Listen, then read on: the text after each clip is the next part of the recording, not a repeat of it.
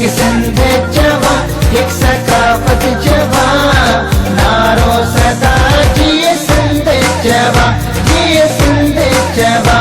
नाज़रीन, अवामी न्यूज़ में ख़बरनि जो सिलसिलो जारी है। हिन वक़्तु असीं तव्हांखे खिपरो मां ख़बर ॾींदा हलूं त सॼी सिंध जीअं 5 डिसंबर सकाफ़ती ॾियारे जे हवाले सां अवामी न्यूज़ जे ॾिनल उनवान सिंध तो में साथ तालीम सां ऐं चाह सां जो खे समूरी सिंध में भरपूर मोट मिली रही है। अवामी न्यूज़ जे सरवाण अब्दुल रज़ाक राजपूत खे जस पेश कयूं था, जंहिं सिंध जी सकाफ़त खे झरझंग में उजागर कयो है। क़ौमी काज जी मुनासिबत सां खिपरो जे ॿारनि जे मशहूर डॉक्टर सुनील कुमार पारां पंहिंजी अस्पताल में सकाफ़ती वेस पाए क़ौमी काज अवामी न्यूज़ जे ॾिनल सॾ खे आजियां करे केक काटियो वियो आहे ऐं सिंध सां मोहबत जो इज़हार कयो वियो। सिंध में साह असांजो तइलीम सां ऐं चाह सां सिंध सां सिंध आद अनार खां क़ाइमु आहे ऐं मुंहिंजो ख़्यालु आहे हिन धरती जे ख़तमु थियण ताईं क़ाइमु रहंदी, छो त सिंधी जेके बि सिंध में रहण वारा आहिनि सिंधी उहे सिंध सां मोहबत कंदा।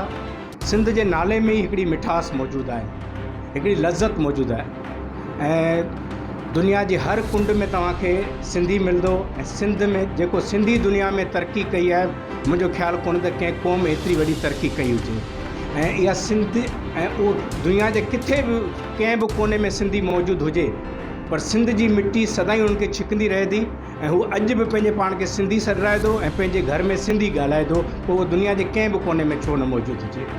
इन मां सिंध में आहे साह असांजो साबित थी वियो। आउं डॉक्टर सुनील प्रेम पीडियाट्रिशियन आहियां, ॿारनि जो डॉक्टर आहियां खिपरे में।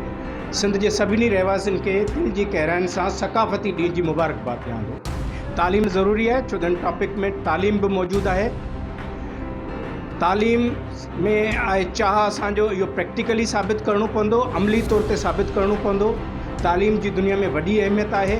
जॾहिं तालीम अची वई त इंसान न रूहानी जिस्मानी तौर ते एॾो मज़बूत थी वेंदो हली जो दुनिया की का बि ताक़त हुनखे बीट नथी करे सघे।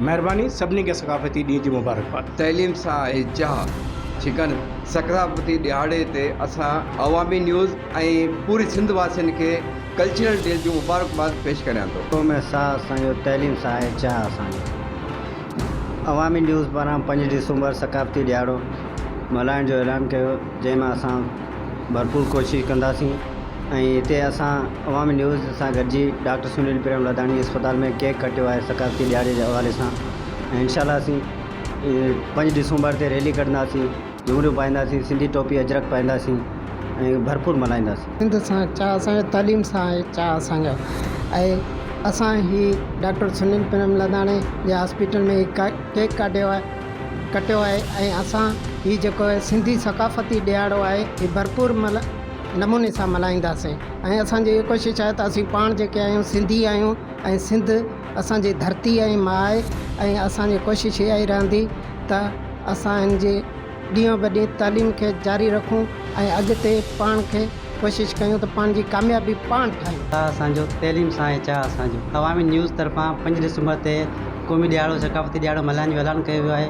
मुंहिंजी असां भरपूर शिरकत कंदासीं हुन में ऐं हीअ असांजो क़ौमी काज आहे ऐं असां पूरी अवामी न्यूज़ जे सथ खे मुबारकबाद पेश कयूं था ऐं हिन ख़ुशी जे मौक़े ते असां डॉक्टर सुनील प्रेम लधाणी जी अस्पताल में केक पिणु कटियो वियो आहे ऐं भरपूर तयारी कयूं पिया, सिंधी अजरक टोपी पायूं पिया ऐं उन ॾींहं में असां रैली कढंदासीं बाक़ायदा जलूस सां ऐं भरपूर ॾींहुं मल्हाईंदासीं। मज़ीद खबरों और तफसीलात के लिए विजिट करें हमारी वेबसाइट www.awamiNewsHD.com।